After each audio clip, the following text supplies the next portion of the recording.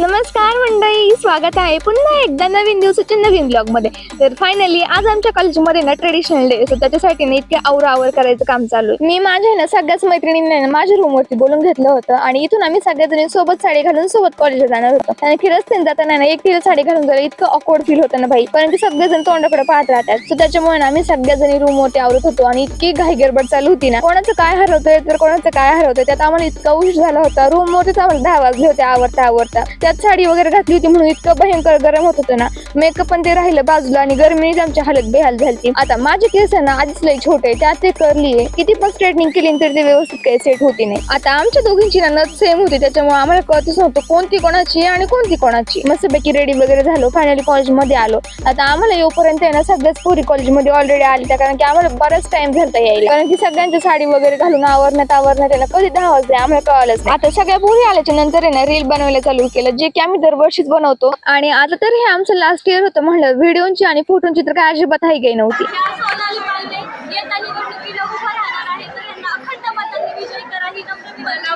पाणी पाहिजे त्याला आणि यांचं महत्वाचं चिन्ह आहे पाणी. आता हे पा टीवायच्या पोरांचा आहे ना शेवटचा ट्रेडिशनल डे होता, त्याच्यामुळे एचओडी सरांनी आम्हाला फुल परमिशन दिली. तुम्हाला जे करायचे ना ते करा. त्याच्यामुळे आमचे पोरं आहे ना मस्तपैकी साऊंड वगैरे लावून डान्स करत होते. आता कॉलेजमध्ये ना डे चालू होता, पण मला ना अर्ध्यातूनच यावं लागलं, कारण की मला पप्पांना घेऊन हॉस्पिटलला जायचं होतं. रूमवर आले, इतका सारा पसारा पडलेला होता, पण पहिले कपडे बदलले, हॉस्पिटलला गेले.